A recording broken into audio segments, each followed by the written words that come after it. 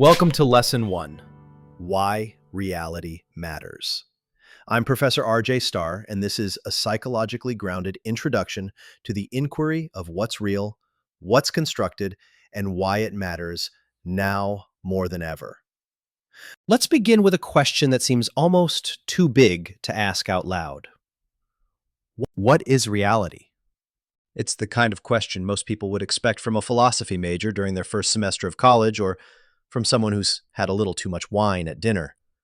It feels abstract, untouchable, either too obvious or too slippery to get a grip on.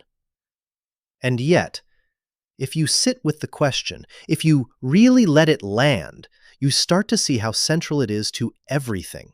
Not just in the academic sense, not just in the metaphysical sense, but in the psychological sense, in the human sense. Because whether we're conscious of it or not, each of us lives inside a framework we call reality. And that framework dictates how we interpret events, how we relate to ourselves and others, and how we make decisions in the world. It shapes our fears, our priorities, our emotional lives, and it can crack.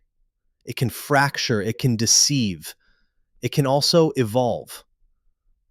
So this course isn't about metaphysics or about discovering some ultimate truth. It's about asking, in a psychologically honest way, how we come to believe what we believe, how we construct our sense of reality, and what happens when that reality is challenged. It's about how to live with more awareness of the filters, frameworks, and forces that shape our perception. This is not a lecture, it's an invitation. You don't need to agree with everything I say. I'm not offering final answers. What I'm offering is a structured way of asking better questions, questions that help us live more coherently, more flexibly, and more compassionately within the human condition. Because for all the scientific models and philosophical theories out there, we still have to wake up every day and live in a world that feels uncertain, often overwhelming, and increasingly hard to agree on. That's where this work begins. Why this question matters now. We're living in a time of profound reality confusion.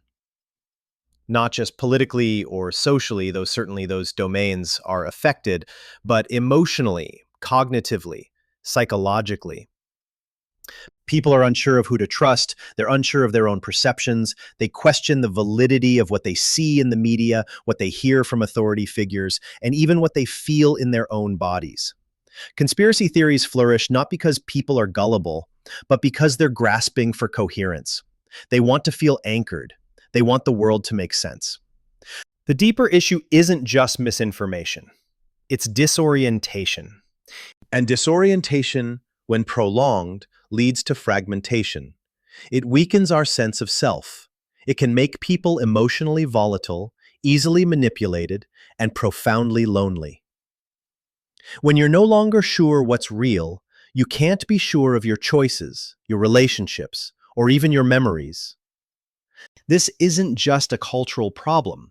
It's a psychological one. And we don't fix it with more data.